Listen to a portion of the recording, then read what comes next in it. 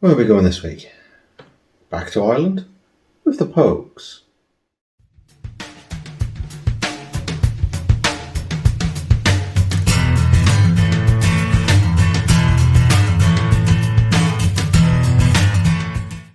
Hello again, I'm Nathan. You're watching Wasn't My Fault. Welcome back to Whiskey Wednesday.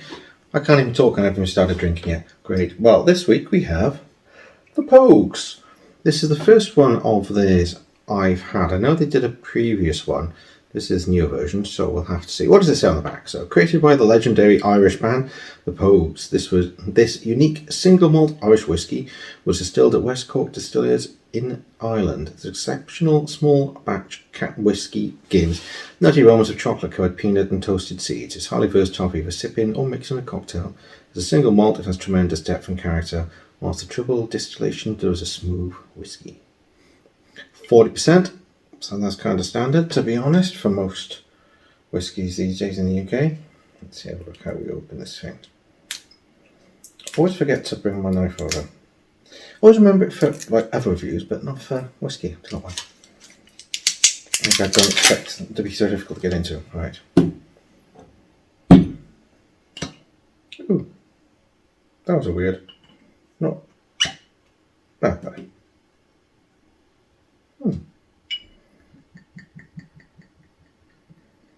Let's have a look. Quite light in colour, as I would expect. Doesn't say how long it's aged for. No age statement or anything, so it's just a mix. So just a blend of stuff from West Cork Distillers then. Interesting. Right.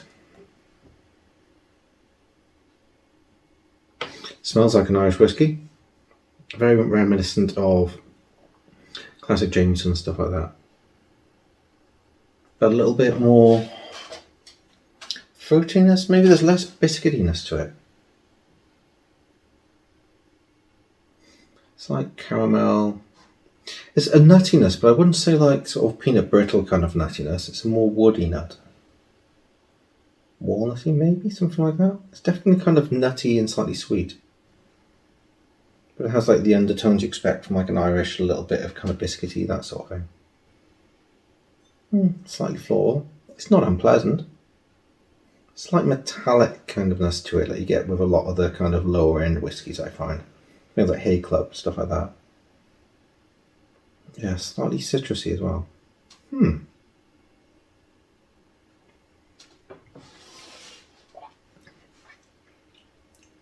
It's not bad. It's kind of what I expected of it, to be honest. It's nothing tremendous, but it's quite pleasant. I'd say smooth, maybe, would probably be the way to describe it.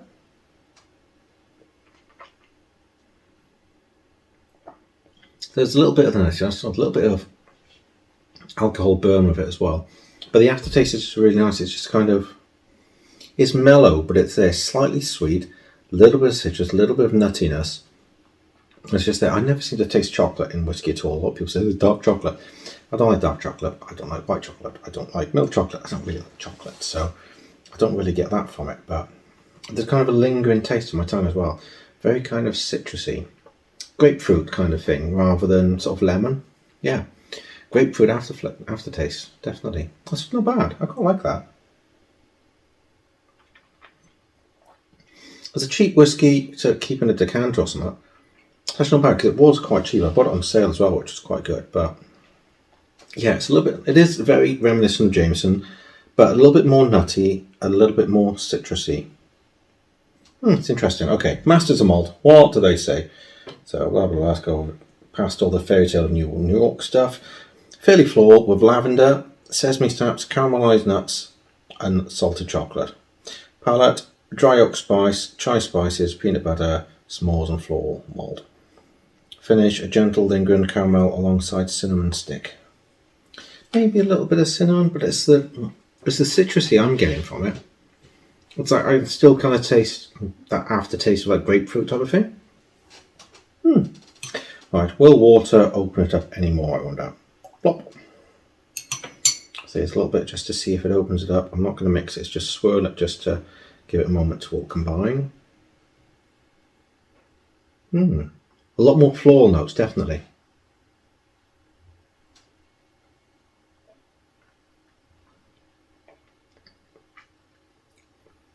It takes out a lot of the kind of different flavours. A lot more alcohol burn. There's still that kind of back end of the kind of spiciness and the citrus. No, I prefer it without. Still pleasant, don't get me wrong. It didn't really do that much for it. I think it destroyed it. It wasn't overly complex anyway because it is quite a cheap blend, all things considered. But I think it was quite pleasant. I said Jameson, I keep in a decanter over there all the time just because I like Jameson. It's one of those ones you can just pour out and just enjoy and not have to think about it too much. It's one of those ones you just kind of drink and not worry about when you're not really in the mood to kind of examine it and try and find different things in it. You can just enjoy it, and this is kind of like that. This would be something else that I would probably keep around just because it's just pleasant. You can just pour it and enjoy it. So, well, enough of me waffling on. Let's go and get some coffee and some Pepsi and so on and see what happens. Back in a moment. So here we are with all the normal stuff. So, I love Pogues. And all I'm going to do is a nice sound. Ice.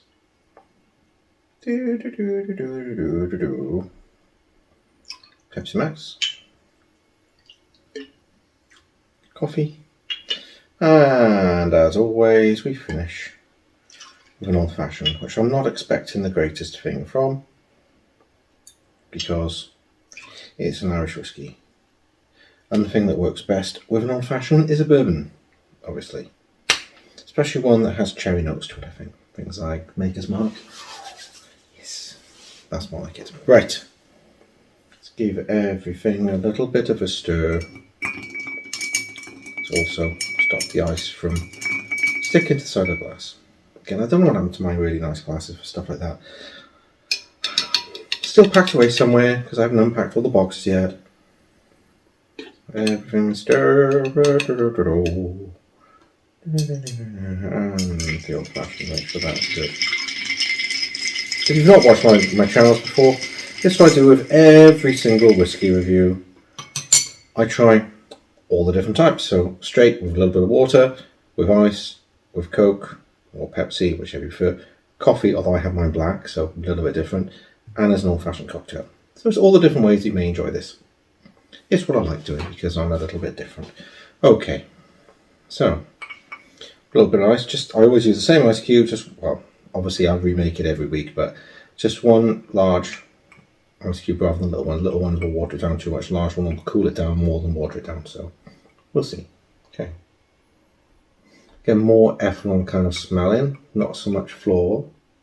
A little bit there, but I won't get much because obviously the glass isn't the same sort of shape, so you won't get the concentration of aromas. But oh well.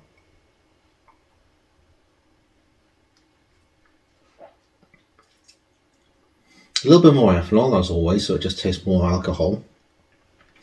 Yeah, it's got that bitter citrus end of it. Like I said before, it tastes kind of like grapefruit because it's bitterness, but it's citrus as well. Which I don't mind. Quite like bitter things. A little bit of the peanut still. Yeah, a little bit of the cinnamon burn, I guess, now that I've read that it's possibly cinnamon. That's kind of what I'm getting, just on the edge of your tongue, getting that kind of burn from it. That's actually not bad advice. Once again, similar to Jameson. Jameson holds up okay. It's not overly complex, so you don't lose too much, but you still get some of the nice features of it. And still, it does linger with that back end, with the citrus, with the bitterness. Yeah, that's not bad. Kind of floral I can kind of sense. Interesting. Not unpleasant at all. I don't mind that. Okay, with Coke, not expecting a lot. I keep saying Coke, but it's Pepsi, you know.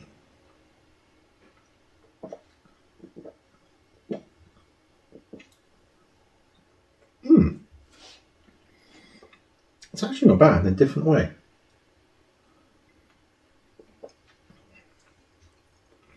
That actually brings out some of the more floral notes with a little bit of the bitter citrus. I actually quite like that, and I'm really surprised. Saying usually with Irish and a lot of the Scottish whiskies, you don't get a lot when you put it with Coke. Bourbons, obviously things like Jack Daniels and that kind of thing, Jim Beam, those work really well with Coke. They've got quite strong flavours that hold up quite well against the sweetness and the fizzy and the temperature and so on. But this, I actually quite like that. That's a little bit unusual. Yeah, it's all the floral, citrus, and that kind of thing from it. It's kind of really refreshing. It's like when you get a Coke and you put like lemon slices in. Imagine if you put a grapefruit slice in. Kind of like that. I may actually try that. You always put like lemon or lime slices in Coke. Grapefruit. That's something to think about for another day, maybe. Right. My favourite coffee. No, just coffee.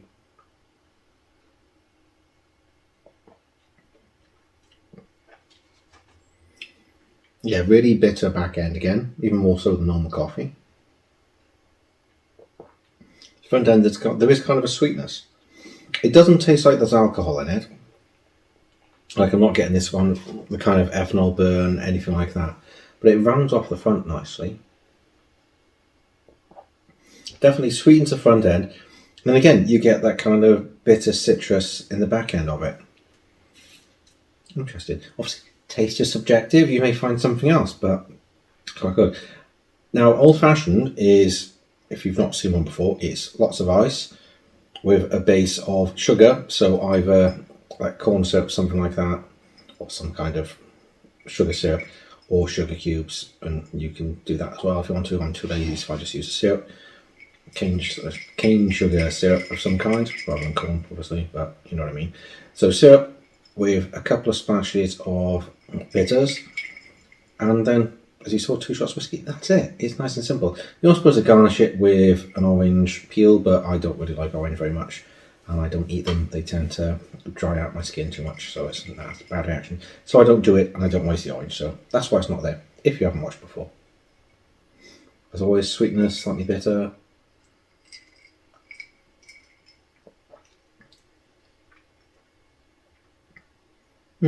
No, it's not bringing a lot.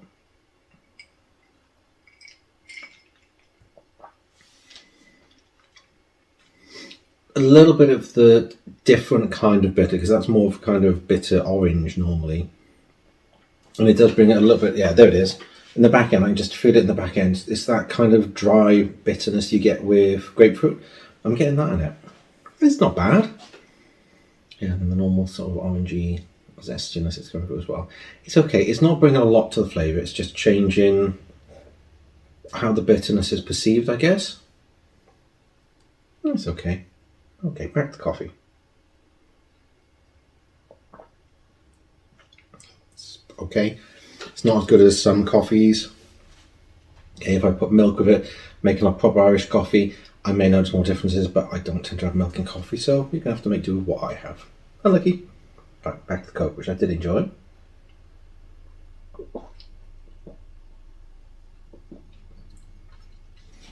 Yeah, it makes it refreshing, slightly bitter, takes out a little bit of the sweetness. I'm really impressed with that. That is actually a really good mixer with Coke. Well done, Pogues.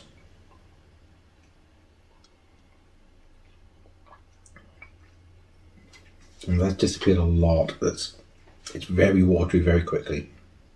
The back end's still there, but not a lot in the front end. Shame. It doesn't hold up quite as well as like Jameson does, unfortunately.